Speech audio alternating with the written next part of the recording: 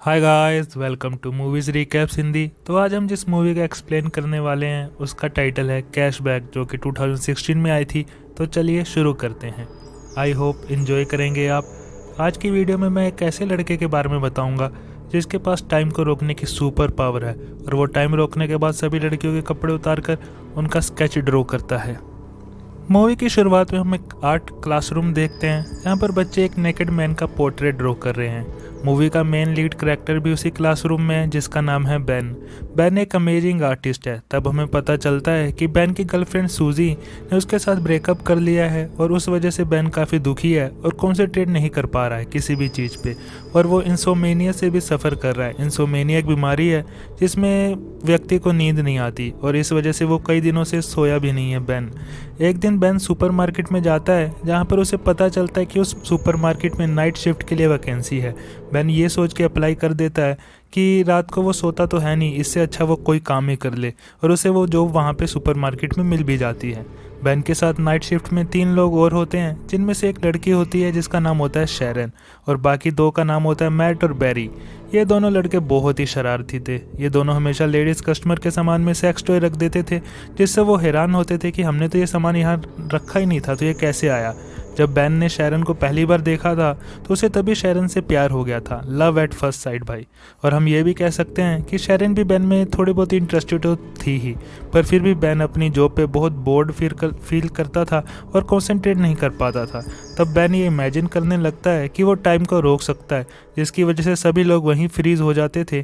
पर बेन की हैरानी की कोई सीमा नहीं रही जब उसे पता चलता है कि ये सिर्फ उसकी एक इमेजिनेशन नहीं है कि वो टाइम को रोक सकता है, वो सच में टाइम को रोक सकता है। उसके पास ये सुपर पावर है।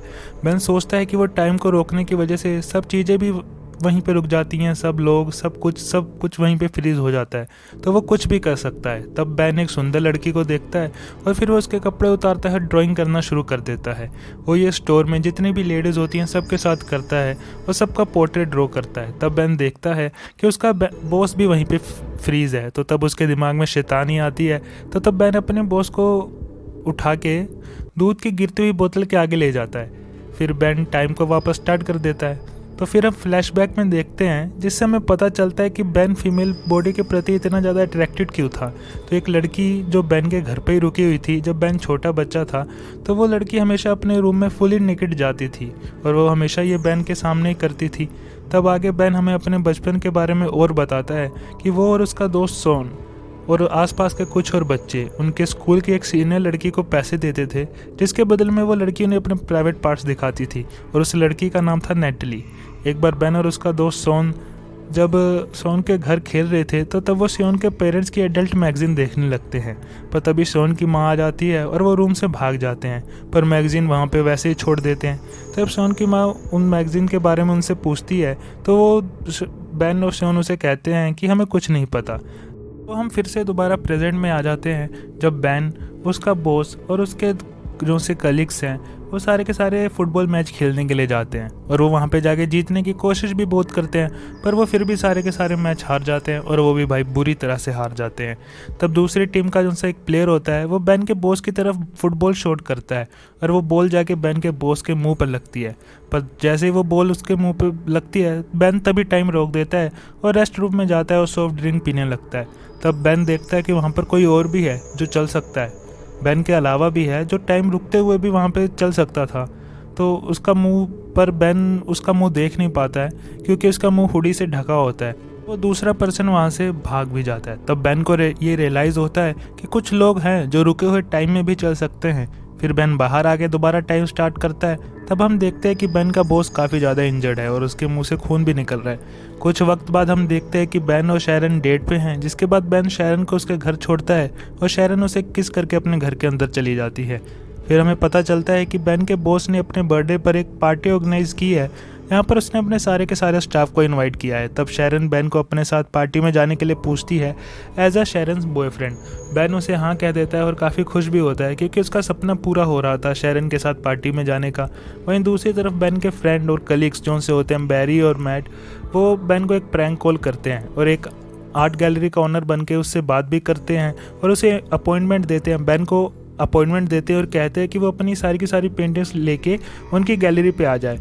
तो बेन ये सुन के काफ़ी खुश भी होता है क्योंकि वो एक आर्टिस्ट है और उसका ये सपना है कि उसकी जो सी ड्राइंग्स हैं वो एक एग्जीबिशन आर्ट एग्जीबिशन में लगें। तो बेन ये सारी बात शैरन को बताता है और फिर वो दोनों पार्टी में चले जाते हैं जहाँ पर बहुत सारे गेस्ट होते हैं। उनके बॉस ने पार्टी में एक डांसर को भी बुलाया होता है। बेन उस डांसर को देख के पहचान जाता है और थोड़ा परेशान भी होता है क्योंकि ये वही लड़की होती है नेटली, जिसे बचपन में पैसे देके वो और उसका फ्रेंड शॉन प्राइवेट पास देखा करते थे। बेन की एक्स गर्लफ्रेंड सूजी भी उस पार्टी में होती है। सूजी वही लड़की है जिसने मूवी की स्टार्टिंग में बेन के साथ ब्रेकअप किया था। सूजी अब बेन के बॉस के भाई की गर्लफ्रेंड है, तो इसलिए वो भी पार्टी में इनवाइटेड थी। तो सूजी बेन से उनके पास्ट को लेके सॉरी बोलती है और कहती है कि हमें फिर से साथ में रिलेशनशिप के लिए ट्राई करना चाहिए और बेन को किस करने लगती है। बेन कुछ समझ नहीं पाता कि ये क्या हो रहा है और वह सूजी को पीछे हटा देता है क्योंकि वो काफ़ी हैरान था कि सूजी ऐसा क्यों कर रही है। पर तब तक जो सी शैरन होती है वो सूजी को बेन को किस करते हुए देख लेती है और गुस्सा होकर वहाँ से चली जाती है। तब बेन काफ़ी दुखी हो जाता है और वो दोबारा टाइम रोक देता है। बेन को समझ आता है कि वो सिर्फ टाइम को रोक सकता है, टाइम को रिवर्स नहीं कर सकता, कि वो दोबारा टाइम में वापस नहीं जा सकता, वो बस टाइम को एक जगह रोक सकता है। तो ऐसे टाइम रुके रुके काफ़ी वक्त निकल जाता है क्योंकि बेन काफ़ी परेशान होता है, तो वो वैसे ही टाइम रोक के रखता है। तो तब बेन दोबारा टाइम स्टार्ट करता है। कुछ संभलने के बाद वो शैरन के घर पे जाता है, पर शैरन उससे काफ़ी गुस्सा होती है और उस पर बहुत चिल्लाती है और कहती है कि वो वहाँ से चला जाए। बेन जब अगले दिन जॉब पे जाता है तो उसे पता चलता है कि शैरन ने अपनी जॉब छोड़ चुकी है और बेन को लगता है कि ये सब उसकी वजह से ही हुआ है और वो काफ़ी दुखी होता है। पर फिर भी बेन अगले दिन उस आर्ट गैलरी में जाता है जिसका नाम लेके उसके फ्रेंड्स बैरी और मैट ने उसे प्रैंक कॉल किया था, पर बेन को नहीं पता था कि ये सब उसके साथ एक मजाक है। तब बेन उस आर्ट गैलरी के ओनर के पास जाता है और तब ओनर कहता है कि मैंने तो तुम्हें बुलाया ही नहीं है, तुम्हें यहाँ पे आने के लिए किसने कहा। तब बेन को समझ आता है कि भाई उसके साथ तो मजाक हुआ है। पर आर्ट गैलरी का ओनर कहता है कि चलो अब तुम यहाँ पे आ ही गए हो तो तुम मुझे अपनी ड्राइंग्स दिखाई दो कि तुम कितने अच्छे आर्टिस्ट हो। तो जब बेन वो ड्राइंग्स अपनी उस आर्ट गैलरी के ओनर को दिखाता है तो वो ओनर बेन की ड्राइंग्स देख के काफ़ी ज़्यादा इम्प्रेस हो जाता है कि तुम्हारी ड्राइंग्स तो काफ़ी अच्छी है, तुम काफ़ी अच्छे आर्टिस्ट हो। तो वो ये भी डिसाइड करता है कि वो बेन की ड्राइंग की एक एग्जीबिशन लगाएगा क्योंकि उसे बेन की ड्राइंग्स इतनी पसंद आई थी। तो तब बेन होता है वो शैरन को अपनी एक उस एग्जीबिशन का इन्विटेशन भी भेजता है क्योंकि वो चाहता है कि शैरन वहाँ पे आए और उसकी ड्राइंग्स देखे। तो जब शैरन उस आर्ट एग्जीबिशन में पहुँचती है तो वो बहुत ही ज़्यादा हैरान होती है क्योंकि जितनी भी बेन की पेंटिंग्स वहाँ थी उनमें से ज़्यादातर पेंटिंग्स तो शैरन की थी। तब शैरन बहुत ज़्यादा खुश होती है और बेन को उसकी इस अचीवमेंट के लिए बधाई देती है और उसका सपना पूरा होने के लिए उसे कॉन्ग्रेट्स कहती है क्योंकि ये बेन का सपना था कि एक एग्जीबिशन में उसकी ड्राइंग्स लगें, और उसे माफ़ भी कर देती है कि जो भी तुमने किया जिसमें तुम्हारी गलती नहीं थी मैं तुम्हें माफ़ करती हूँ। फिर वो एक दूसरे को किस करते हैं। बेन इतना खुश होता है कि वो शैरन के साथ इस टाइम को पूरी तरह एंजॉय करना चाहता है, इसलिए वो वहाँ पे फिर से टाइम को रोक देता है, टाइम को दोबारा से फ्रीज़ कर देता है। पर इस बार वो शैरन को फ्रीज़ नहीं करता, शैरन भी बेन के साथ उस टाइम में चल सकती थी। तो फिर वो दोनों बाहर जाते हैं जहाँ पर स्नो भी हवा में रुकी होती है, मिड ईयर में हवा वो स्नो रुकी होती है।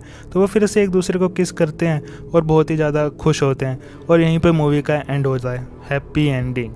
तो दोस्तों ऐसी और वीडियोस देखने के लिए मेरा चैनल सब्सक्राइब करिए और कमेंट्स में बताइए कि आपको ये मूवी कैसी लगी। थैंक्स, और सब्सक्राइब करना भूलिएगा नहीं।